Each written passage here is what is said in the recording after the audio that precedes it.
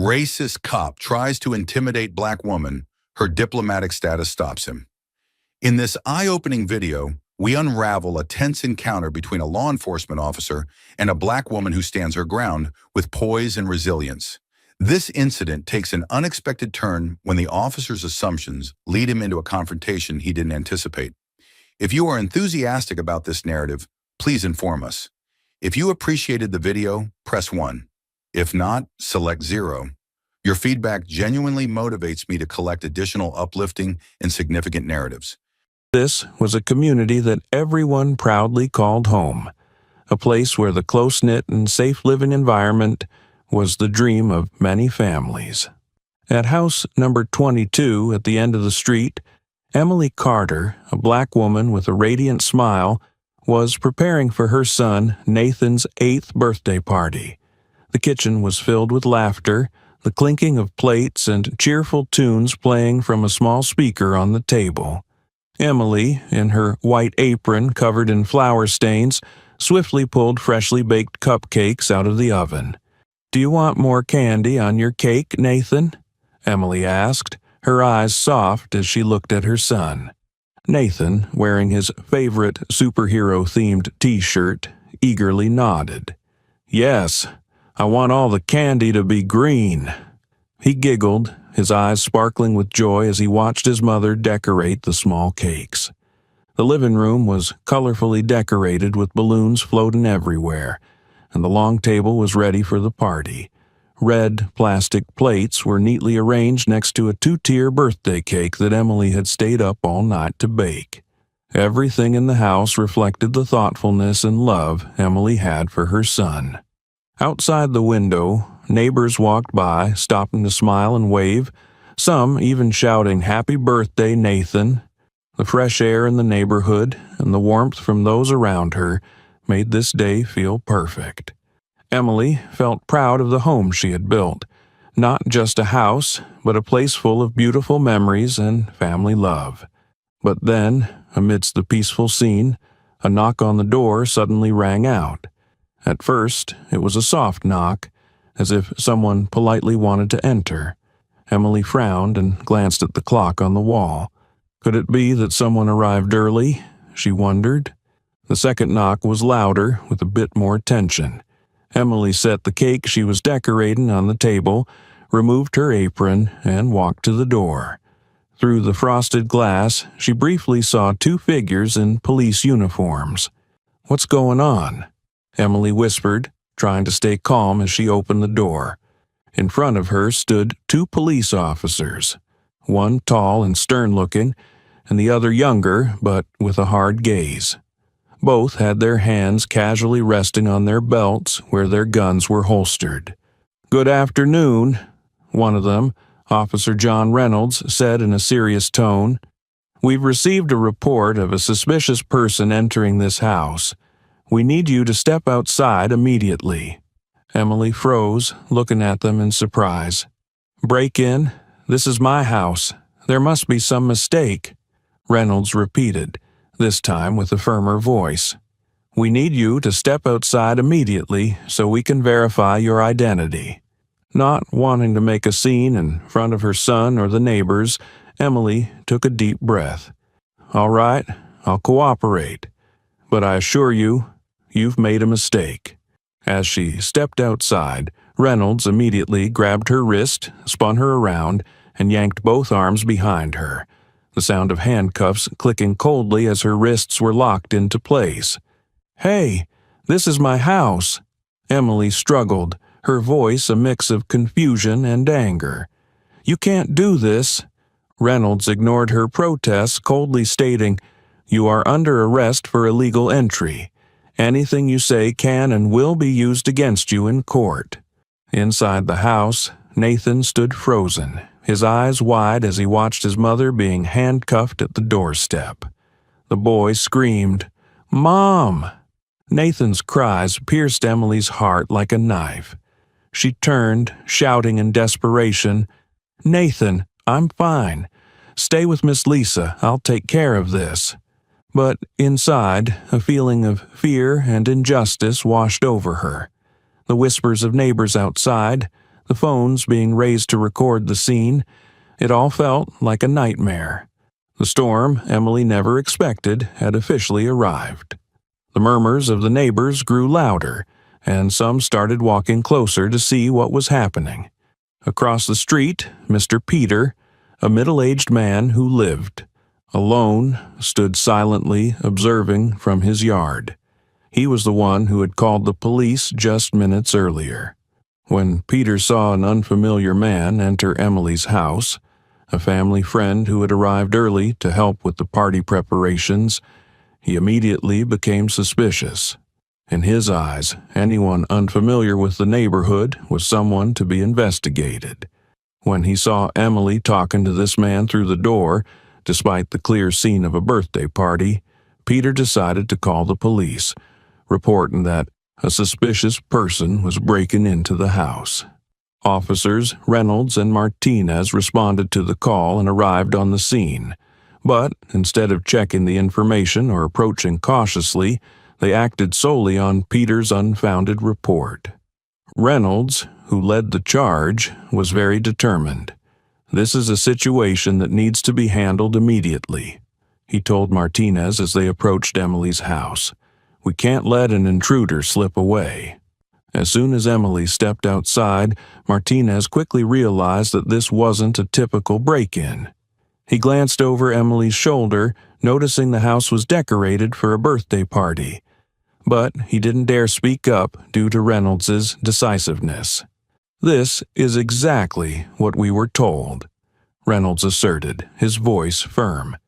"This house doesn't seem to belong to you. Now, you need to explain why you're here." Emily looked at the officers in surprise. "I don't need to explain anything.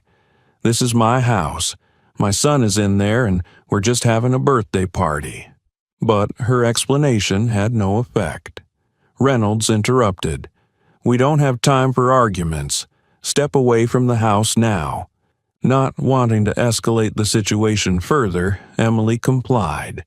But as soon as she stepped across the threshold, Reynolds twisted her arm behind her and handcuffed her tightly. "What are you doing?" Emily screamed, both scared and furious. "This is my house. Check my papers or ask the neighbors, they all know me."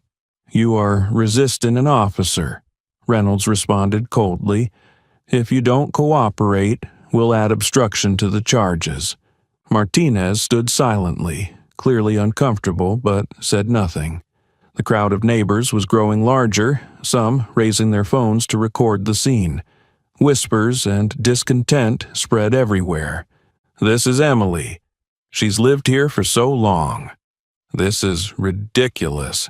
Why didn't they check before arresting her?" Inside the house, Nathan stood as if frozen. He looked through the door, tears welling up as he saw his mother handcuffed and dragged away in front of everyone. Miss Lisa, Nathan's caretaker, quickly embraced him, trying to comfort him. "I want Mom," Nathan screamed, trying to run outside, but Lisa held him back. Emily turned back, her eyes blazing as she glared at Reynolds. "Can't you see? It's my son's birthday. This is my house." Reynolds remained unfazed. "Everything will be cleared up at the station. Now, you need to stay quiet." His cold words felt like a deep insult to Emily.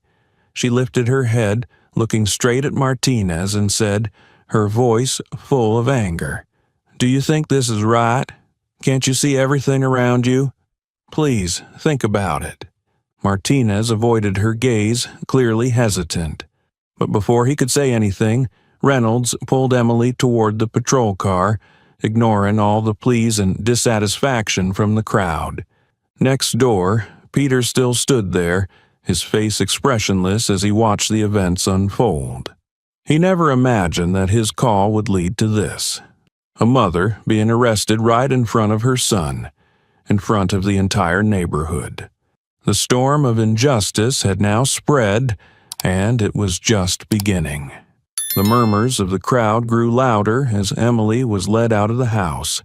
Neighbors began to gather, their eyes filled with astonishment and anger as they witnessed Emily, someone they had known for years, being handcuffed right at their doorstep. Mrs. Linda, an elderly woman living across from Emily's house, stepped out of the crowd. With her silver hair neatly tied up and a determined gaze, she couldn't hide her outrage. "What is going on here? This is Emily Carter. She's lived here for so many years. What are you doing?" Mrs. Linda shouted, her voice rising above the noise of the crowd. Reynolds glanced at her with annoyance. "Ma'am, we're carrying out a duty. Please do not interfere." "Interfere? You've got the wrong person," Mrs. Linda continued, walking closer to Emily. "Ask anyone in this neighborhood and they'll tell you this is her home. Didn't you see the birthday party inside? Or are you just judging her by the color of her skin and assuming she's a thief?" Reynolds frowned and stepped forward, his voice turning cold. "You should step back if you don't want to be charged with obstructing law enforcement." The crowd around them began to murmur. A few people raised their phones to record the scene, clearly outraged. A man in the crowd shouted, "This is outrageous. We're posting this online to show everyone what you're doing here." Another woman standing nearby, holding her young child, shook her head in anger. "This is the most ridiculous thing I've ever seen. Everyone knows Emily. How could they think she's a burglar?" Reynolds, trying to maintain his composure but losing patience, roughly pulled Emily toward the patrol car. "We're just following procedure. If there's been a mistake, it will be addressed at the station." Emily turned back, her voice sharp but tinged with pain. "Procedure? Your procedure is to arrest someone in front of their child without checking anything. This is my home. Ask anyone here." Martinez, seemingly swayed by the pressure from the crowd, turned to Reynolds, his voice low but filled with concern. "John, maybe we should double-check. She has neighbors who can vouch for her. This isn't right." Reynolds snapped, "We can't lose control. If we start listening to every opinion from the crowd, we won't get anything done. Just take her in. Don't let emotions get in the way." Mrs. Linda stepped forward again, pointing at Martinez. "You're young. You can do the right thing. Don't let your superior push you into making a mistake." Martinez hesitated, his gaze drifting over the crowd before landing on Emily. She stood there, her hands still cuffed, but her fiery eyes seemed to silently say to him, "You know I'm right. Don't let this be a stain on your career." Outside, the crowd grew even larger, their voices turning into accusations and frustration. "Let her go," a man shouted. "This is discrimination." A young man in the crowd spoke up. "I've recorded everything. If you don't do the right thing, we're posting this online." The tension was palpable. Reynolds began to feel the pressure but still gripped Emily's arm tightly.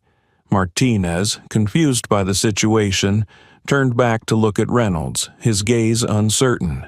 Amid the chaos, Nathan, the little boy standing inside, rushed to the door, crying out for his mother. "Mom, don't go." The sight of this sent the crowd into a frenzy. A neighbor yelled, "Don't you see this is destroying a family?" Reynolds gritted his teeth, trying to ignore the protests. "Everyone, keep calm. This is an investigation. If you don't cooperate, we'll take stronger action." But now, no one stepped back. The crowd moved closer, their eyes a mix of anger and solidarity. They knew this wasn't just about Emily. This was a warning to all of them. Emily was shoved into the back seat of the patrol car, the door slamming shut with a cold finality that echoed injustice. She sat there, her wrists aching from the tight cuffs, her gaze fixed on Nathan, her little boy, crying out for his mother, held by Mrs. Lisa. The sight of him tore at her heart, as if every effort she had made throughout her life to create a safe home had been ripped away in an instant. She took a deep breath, trying to suppress the rising tide of emotions. But in the suffocating silence of the patrol car, memories from the past suddenly came flooding back, one by one, dragging her back to old wounds she had buried long ago. She remembered her younger years when her belief in fairness and opportunity still felt intact. Emily had been an outstanding student, always top of her class with a promising future ahead. But the first time she truly understood what injustice meant was when she entered the job market.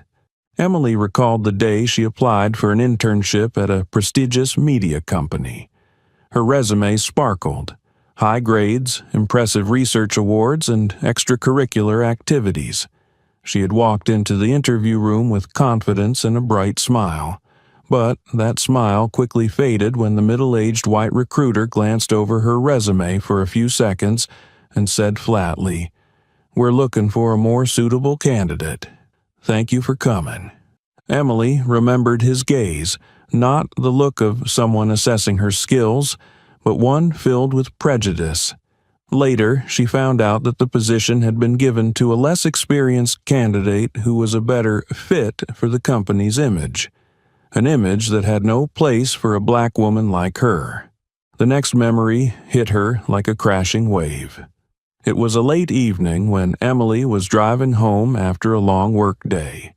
She turned on her indicator and slowly made a turn at an intersection when suddenly the flashing lights of a police car appeared behind her. Her heart raced as she pulled over, trying to remember what mistake she had made. The officer approached, asking for her documents. "Where are you headed at this hour?" he asked in a cold, suspicious tone. Emily, trying to stay calm, replied, "I just finished work and am on my way home." He checked her documents slowly, his gaze never leaving her, as if she were a threat. After what felt like an eternity, he returned her papers without a word of apology, simply saying, "Drive more carefully next time."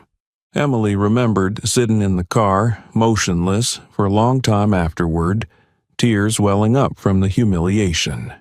She hadn't broken any traffic laws, but her skin color seemed to be the only reason she had been stopped.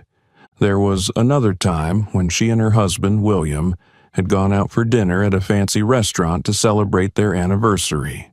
The server came to them and said, in a quiet but pointed tone, "Sorry, but we made a mistake. Your table's in the back." Emily had been ready to protest, but William gently placed his hand on hers and shook his head. After dinner, when they were leaving, William said, "Don't let those people diminish your worth. They don't know who you are, but I do, and that's all that matters." These memories, fragments of a life full of struggle and endurance, ignited a quiet but fierce anger inside Emily. She had always tried to overcome the injustices by proving her worth, but now, as she was being treated like a criminal in front of her son, she wondered if all her efforts had been enough. Through the patrol car window, Emily saw Mrs. Linda still standing there, her eyes full of rage and determination, along with other neighbors recording the incident on their phones. Emily could feel their support, and it gave her strength. She took a deep breath, her hands still trembling from both anger and pain, but her gaze had hardened with resolve. "I won't break," she told herself. "If I stay silent, if I give in, this will keep happening. I have to stand up. For Nathan, for myself, and for everyone who has ever been treated unjustly." Amid the whirlwind of memories and reality, Emily realized one thing clearly. This wasn't just a confrontation between her and the two police officers. It was part of a larger fight, a fight she had no choice but to take on, for herself and her community. Inside the patrol car, Emily struggled to remain calm, but the feeling of helplessness weighed heavily on her shoulders. Through the fogged glass, she saw Nathan, her little boy, desperately trying to break free from Mrs. Lisa's arms, running toward the car. The sight was like a knife to her heart, leaving an indelible, unhealable wound. "Mom!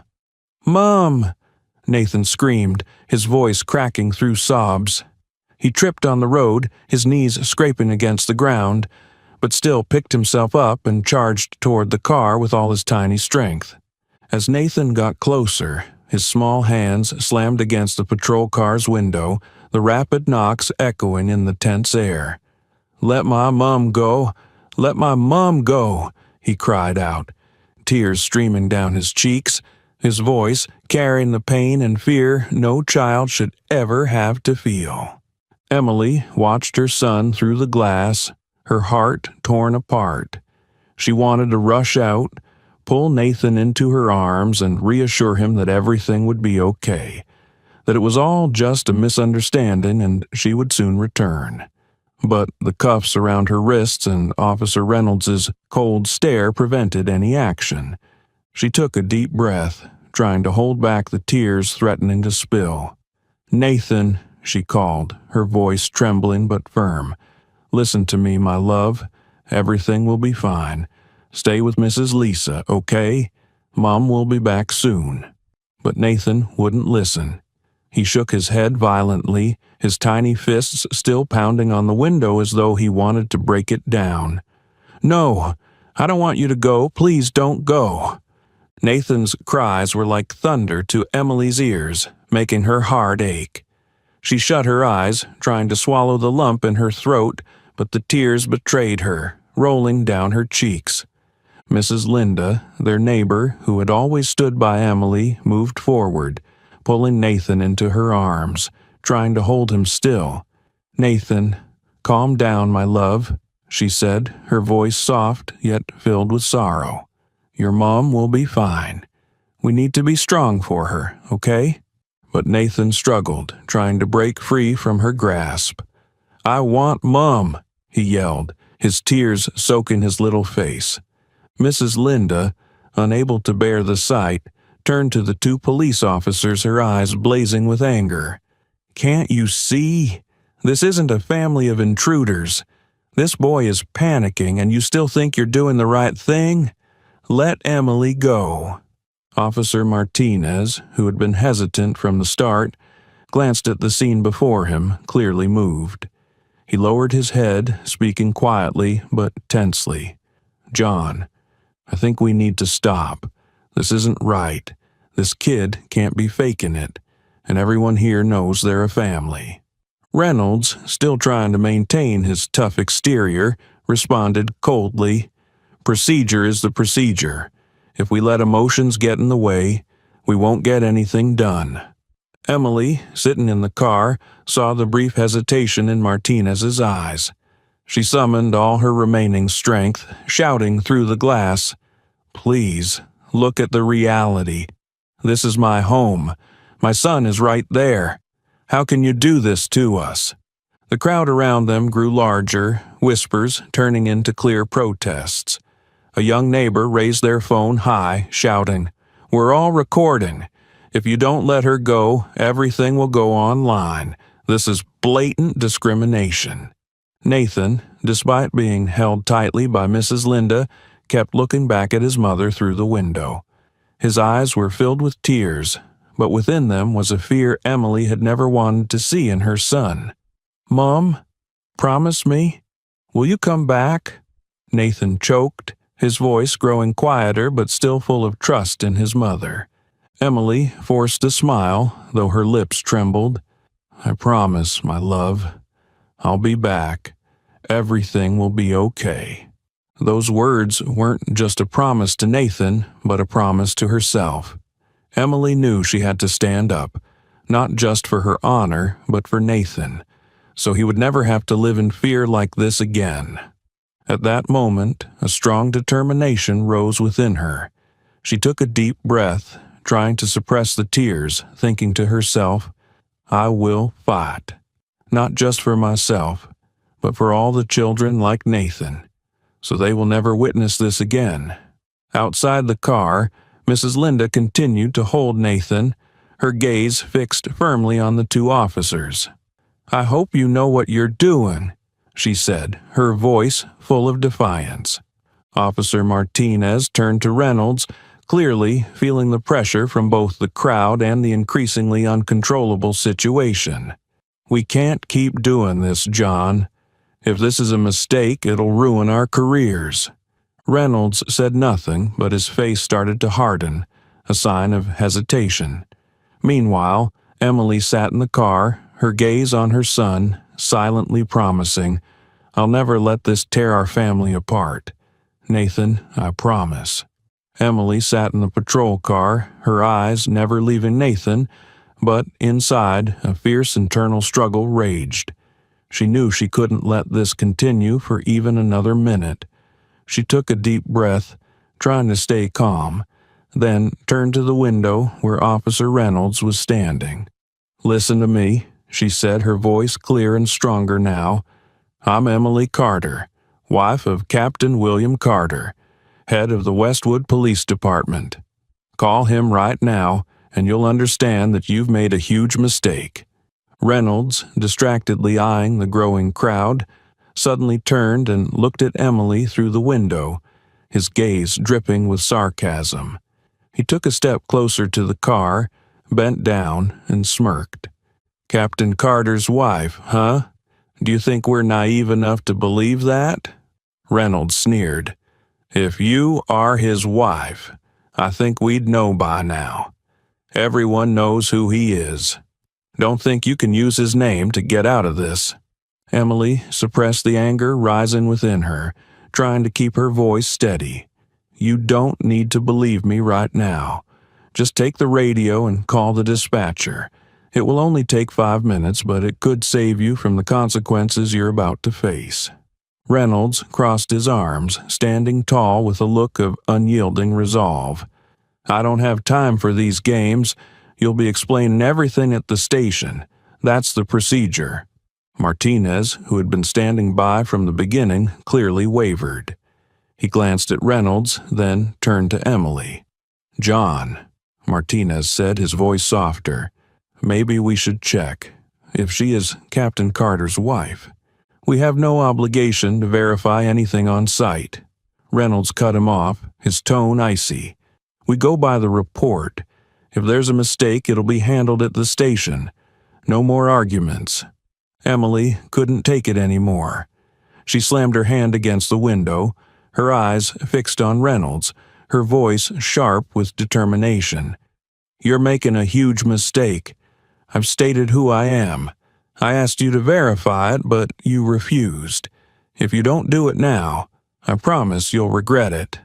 Reynolds frowned, clearly thrown off by Emily's unwavering confidence, but he still kept his cold demeanor.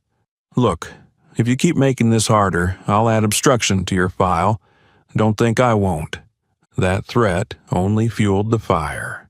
Emily leaned back in her seat, trying to control her emotions. Through the glass, she saw the crowd outside growing larger. Some neighbors started shouting louder.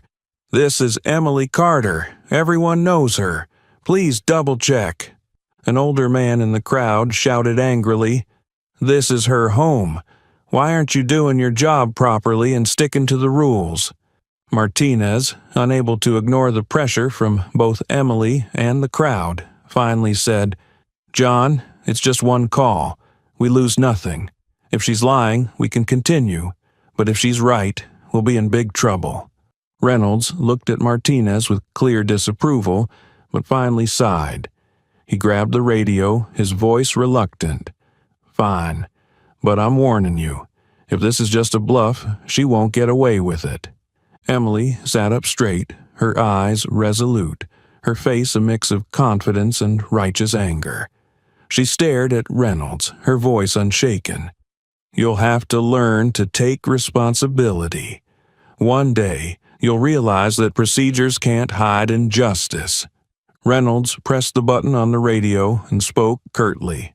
"Dispatcher, verify a woman named Emily Carter, who claims to be the wife of Captain William Carter. Request urgent confirmation." A flat voice came over the radio. "Received. Please hold for a moment." At that moment, everything seemed to freeze. All eyes were on Reynolds and Martinez. The crowd grew quieter, only murmurs remaining. Emily felt her heart race, but she showed no sign of worry. She knew the truth would come out, and that would change everything. But she also knew that what she wanted wasn't just to prove herself right. It was to expose a larger issue, the injustice she and people like her had to endure every day. And then the radio crackled again. Confirmation. Emily Carter is the wife of Captain William Carter. Immediate release requested and awaiting further instructions. The words were like a thunderclap in the sky. Reynolds stood frozen, his eyes wide with shock. Martinez took a step back, clearly overwhelmed by what he had just heard. Inside the car, Emily stared directly at Reynolds without uttering a word, but her gaze seemed to say, "I warned you." When the voice from the radio crackled again, confirming that Emily was indeed the wife of Captain William Carter, the space around them seemed to freeze for a few seconds. Everyone, from the crowd of neighbors to the two police officers, fell silent, stunned by the truth that had just been revealed. Reynolds stood motionless, his hand still holding the radio, his eyes vacant as if he couldn't believe what he had just heard. Martinez, who had been wavering before, now took a step back, his face showing clear signs of confusion and embarrassment. Outside, the silence didn't last long. The crowd quickly erupted into an angry wave. Shouts and criticisms grew louder. "See? We told you. She told you to check from the start. Why did you have to wait until now? What are you doing? This is clear racism." A man in the crowd raised his phone and shouted, "Everything is recorded. It's all going online. We won't let this go." Reynolds, sweat beginning to bead on his forehead, turned to Martinez, his voice trembling.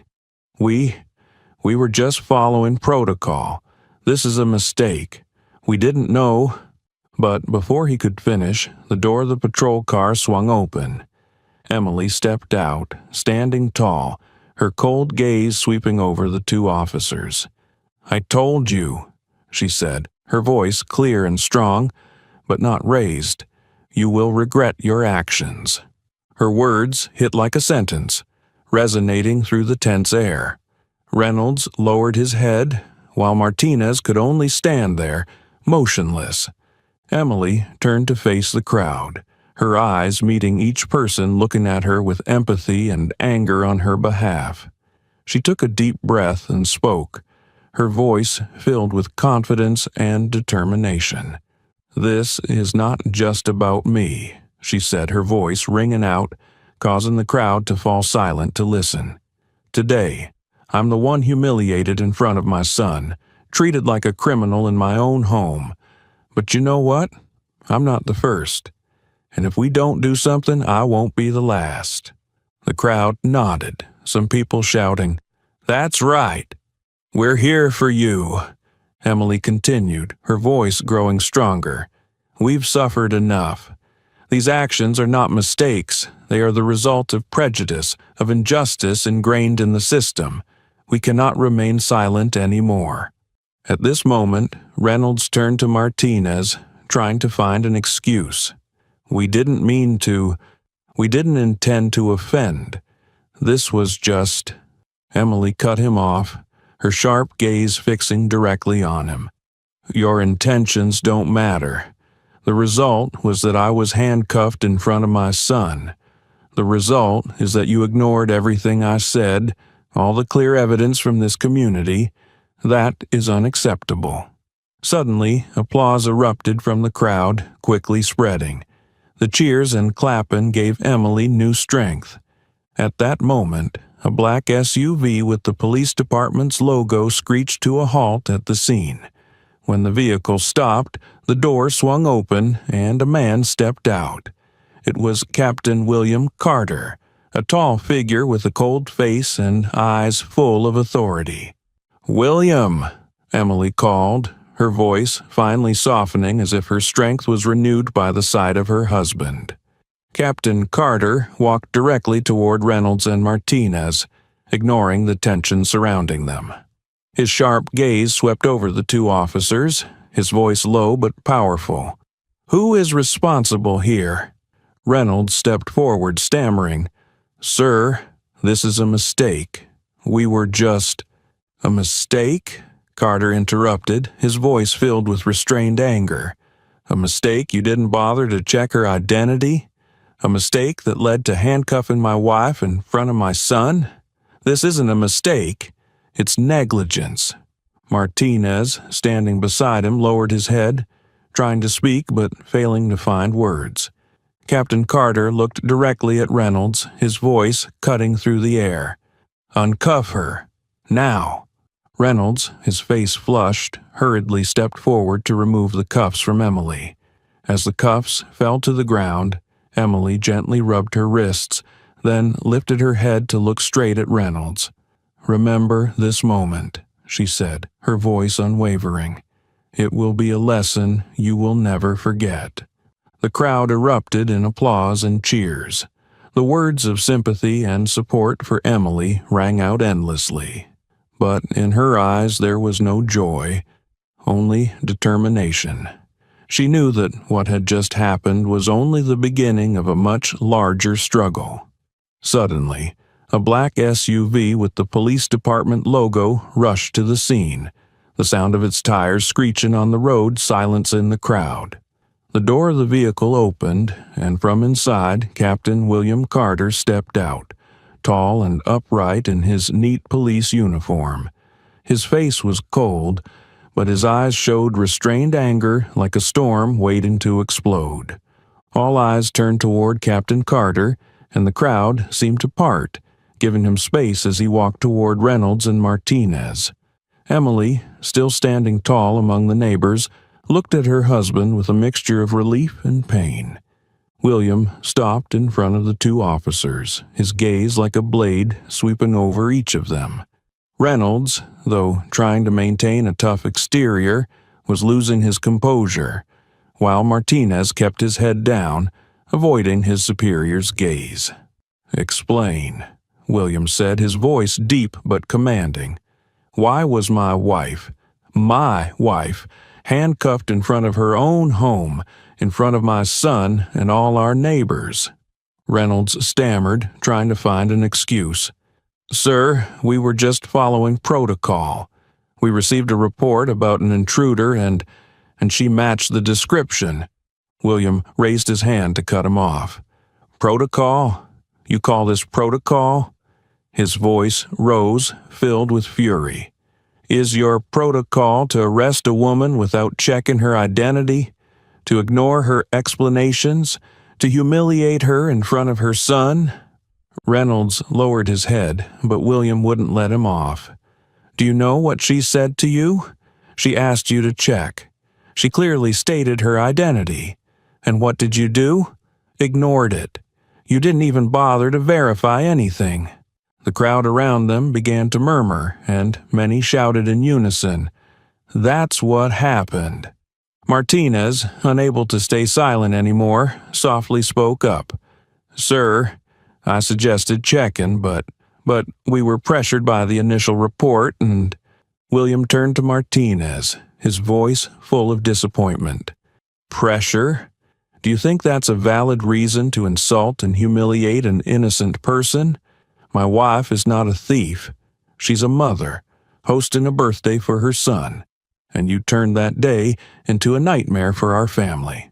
Martinez lowered his head, unable to respond, while Reynolds continued to try to justify himself. "We didn't mean to offend, sir. This was just a mistake." William looked straight at him, his eyes burning with intensity. "A mistake? You call this a mistake? Don't you understand? This is not just carelessness. It's irresponsibility and prejudice. Don't think you can call it a mistake and hope it will fade away." The crowd erupted in applause and cheers. Some shouted, "That's right, don't let them get away with it." William raised his hand to signal for silence. He turned back to look at Reynolds and Martinez, his voice now slow but sharp. "I won't let this end here. You will be held accountable, not just to me, but to this entire community." He scanned the neighbors standing around and then turned back to the two officers. "I'm requesting that you write a full and clear report on what happened, effective immediately, and from now on, you're suspended pending an investigation. Do you understand?" Reynolds tried to say something, but the words caught in his throat when he saw the unwavering determination in William's eyes. Finally, he nodded, his voice barely audible. "Yes, sir." Martinez also mumbled, "Understood, sir." William turned to Emily, his gaze softening slightly when he saw her still standing firm. He walked toward her, placing his hand on her shoulder, his voice warm. "Are you okay?" Emily nodded, but her voice remained resolute. "We won't let this stop here, William. This is not just about me. It's about everyone who has been treated like this." William squeezed her shoulder, his eyes filled with empathy and determination. "I know," he said. "We won't stay silent." The crowd cheered even louder, with some shouting, "We're here for you, Emily. We won't let this go." William looked back at Reynolds and Martinez one last time before speaking with authority. "I'll make sure this is handled properly. But remember this, there will be no tolerance for any irresponsible behavior in my police department." Then he placed his hand on Emily's back and led her away from the scene. Nathan, held by Mrs. Linda, rushed forward and hugged his mother tightly. "Mom!" the boy cried, his tears still flowing. Emily knelt, holding her son tightly in her arms, tears finally streaming down her face. "Mom's here, Nathan. Everything will be okay, sweetheart." In the embrace of her family and the support of the community, Emily felt a new strength. This was not just the end of a painful moment. It was the beginning of a fight for justice that would not fade away. William turned to look at the crowd, his voice loud and clear for everyone to hear. "I know what happened today is unacceptable. I apologize to all of you and especially to my wife, Emily, for the failure of the system that I am responsible for. But I promise you, this will not be forgotten. There will be change, and those responsible will face the consequences." The sound of applause and cheers erupted from the crowd like thunder. A woman shouted, "Thank you, Captain Carter. We trust you." William turned to look at Emily, his gaze softening. He stepped forward, placing his hand on her shoulder, his voice filled with resolve. "I promise you, this is not the end. I will do everything in my power to ensure that people like you, like us, will never have to go through this again." Emily nodded, her eyes filled with appreciation but also determination. "We will fight, William. This is not just about me or our family. This is about everyone who has ever been treated unfairly. And we will not stop." The two of them stood side by side, surrounded by the support of the community, a declaration that the fight against injustice had only just begun. Emily stood in the middle of the crowd, her gaze sweeping over the faces full of empathy, anger, and hope around her. Her posture was straight, her shoulders still bearing the marks of the handcuffs, but her voice, when it rose, was strong like a flame, burning away the injustice she had just endured. "Today, I stand before you not just as a mother, a wife, or a neighbor," she began, her voice carrying clearly in the utter silence. "I stand here as someone who has been wronged, right here in what should have been my home, in front of my son, and before those who have lived with me for years. But what hurts even more is that this is not the first time this has happened.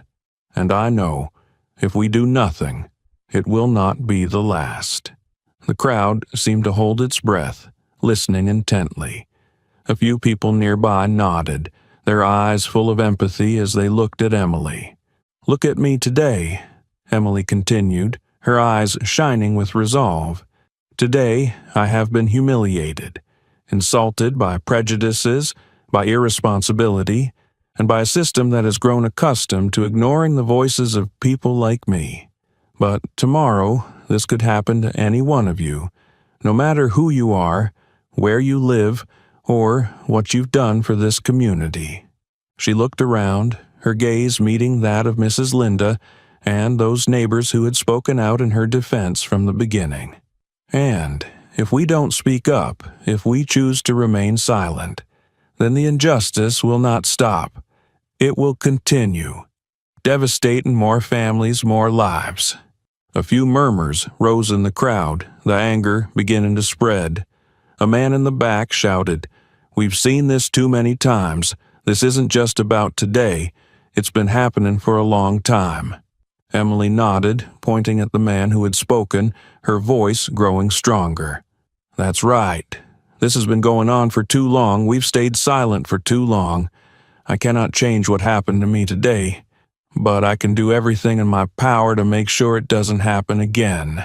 She paused, her eyes turning to Nathan, who was still standing close to Mrs. Linda with tears in his eyes. "I do this not only for myself, but for my son, for future generations.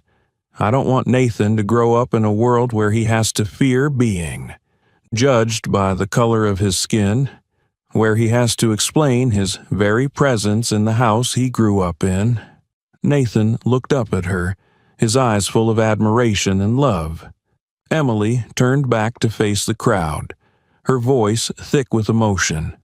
"I don't want any other child, any other family to go through this pain. But I can't do it alone. We need to unite. We need to stand up together, not just to protect ourselves, but to demand a better, fairer society for all of us." A single clap rang out, then two, then three. The applause spread like a wave through the crowd. Neighbors nodded, some shouting, "We stand with you, Emily." But Emily wasn't done.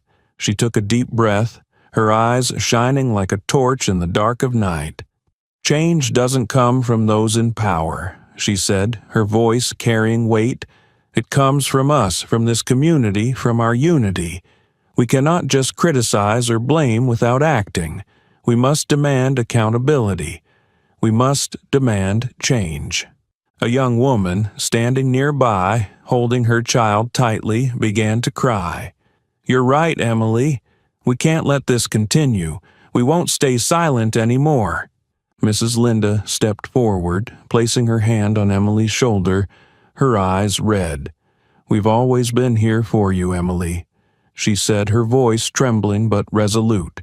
"You've always protected this community, and now it's our turn to stand with you." A loud cheer erupted from the crowd, voices in unison shouting, "We won't stay silent anymore. We will fight." Emily looked around, feeling the power of unity. She nodded, tears welling in her eyes, but her gaze still burning with determination. "Thank you all," she said, her voice full of emotion. "Thank you for choosing to stand up. This is what we need, the strength of the community. And I promise you, we will not stop until everyone is treated fairly, no matter who they are." William, standing behind her, placed a hand on his wife's shoulder, his eyes filled with pride. He looked at the crowd and added, his voice ringing out, "She's right. Change doesn't come from just one person. It comes from all of us. We will do everything we can to ensure justice is served, not just here, but everywhere." The crowd responded with louder cheers and clapping. Several neighbors stepped forward, embracing Emily, patting her on the back as if to give her even more strength. Nathan ran over, hugging his mother tightly, his small voice filled with trust. "I'm proud of you, Mom." Emily bent down, hugging her son tightly, the tears finally falling. But these were tears of strength, hope, and determination. In the arms of her family and surrounded by the strong support of the community, Emily felt a new strength. She was no longer just a victim of injustice, but now she was a symbol of the struggle, of hope, and of the belief that unity could change everything. The next morning, the story of Emily and the injustice she had endured spread like wildfire on social media. A video recorded by neighbors showing Emily being handcuffed right in front of her house, along with her strong words to the crowd, quickly garnered millions of views and shares. Hashtags like Justice for Emily and End Racial Profiling trended, with countless posts expressing outrage and support for her. The images and video not only stirred public opinion, but also attracted media attention. Major news outlets began posting about the incident, interviewing Emily's neighbors, and airing the video on national TV channels. The outrage from the community wasn't confined to Emily's neighborhood. It spread across the country. Public pressure forced the Westwood Police Department to act immediately. That afternoon, Captain William Carter held a press conference outside the police station.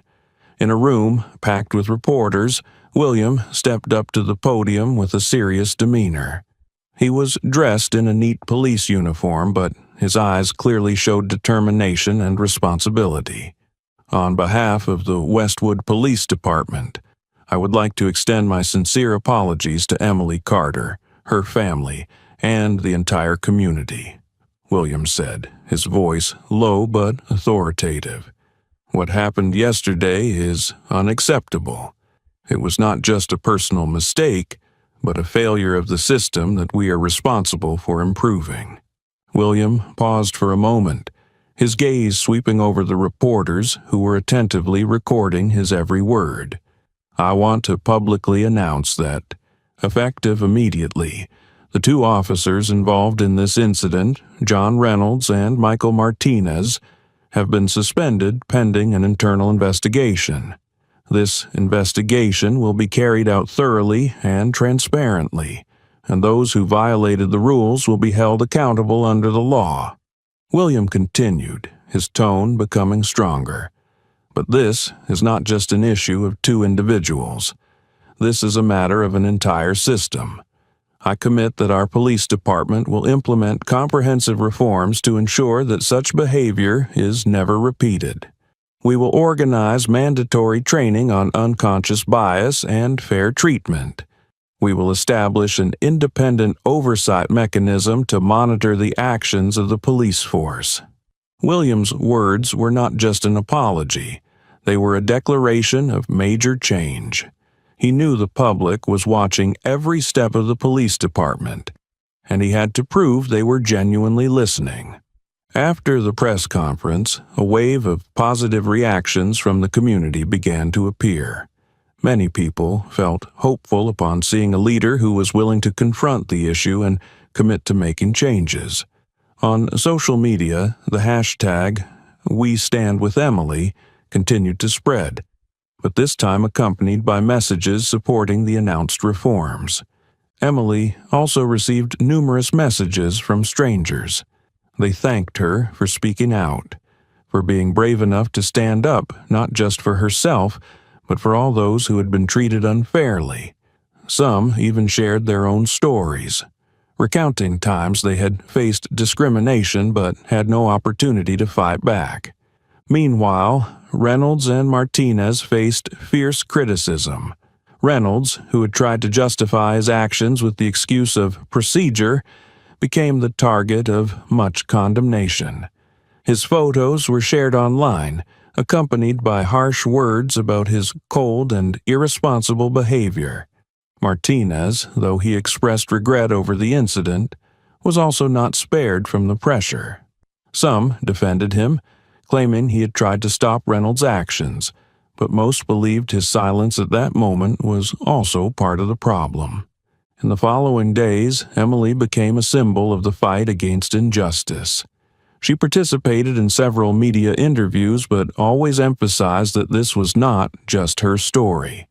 "This is not just about me," she said during a live interview.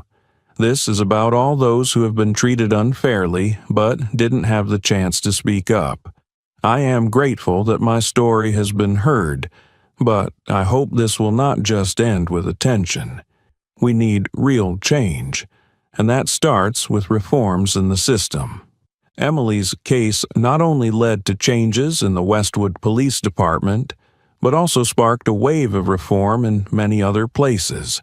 Police departments across the country began holding discussions on bias and accountability, with some even enacting new policies to enhance transparency and accountability. For Emily, this was not just a personal victory, but the beginning of a long fight.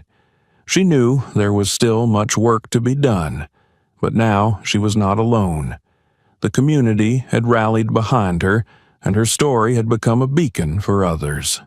"We cannot change the past," Emily said during a community gathering, "but we can build a fairer future together." Her words, like her story, continued to spread, igniting the hope that justice is not a distant dream, but something that can be achieved when people unite and speak out. That evening, the warm lights from Emily and William's house shone brightly, spreading throughout the neighborhood. In front of the house, neighbors had gathered, bringing food, flowers, and heartfelt words of encouragement. Mrs. Linda, who had strongly defended Emily from the beginning, stood by a small table on the porch, arranging the plates of cakes and cups of water that everyone had brought. The scene today was a far cry from the chaos and tension of the day before. Children were playing on the lawn while adults chatted, sharing their feelings about what had happened. They were not just here to show support, but to demonstrate that this community was more united than ever before. Inside the house, Emily was preparing tea. When she stepped out with the tray in her hands, the crowd fell silent, their eyes turning to her with respect. Mrs. Linda stepped forward, taking Emily's hand, her voice full of emotion. "Emily, we are here today because we want you to know that you are not just a neighbor. You are the heart of this community. What you have gone through is not only your pain, but all of ours. But thanks to your resilience, we feel stronger, more united." Emily gently squeezed Mrs. Linda's hand, her eyes welling up with tears. "Thank you all," she said, her voice trembling with emotion. "I couldn't have made it through yesterday without everyone's support. You all stood up for me, for my family, and that means more than anything." The crowd began clapping, with some shouting, "We're always here for you, Emily." Nathan, the little boy who had experienced the most fear in his life, was standing at the corner of the yard holding Lisa's hand. When he saw his mother approach, he let go of Lisa's hand and ran to embrace her. "Mom, you're okay, right?" Nathan whispered, his voice small but full of relief. Emily bent down, hugging her son tightly. "I'm fine, sweetheart. We're all okay now," she said, tears streaming down her face, but this time they were tears of happiness and relief. William walked over, placing a hand on his wife's shoulder and gently stroking their son's head. "We're a strong family," he said, his eyes filled with pride, "and we'll never let anything break that." A young neighbor standing nearby spoke up. "Emily, William, you don't just have your small family. All of us here are your family. We will not let this injustice happen again, not just to you, but to anyone." Emily stood up straight, looking around the crowd, feeling the strength and unity in the air.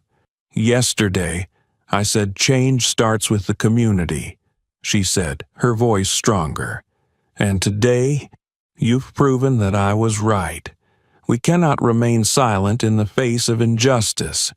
We must speak out, we must act, and we must ensure that no one is left behind." William nodded, continuing his wife's words. "I promise, as a husband, a father, and a leader in this police department, I will do everything to ensure justice is served. But that can't happen without your support. Our unity is our greatest strength." The crowd chorused, We will not be silent. The gathering ended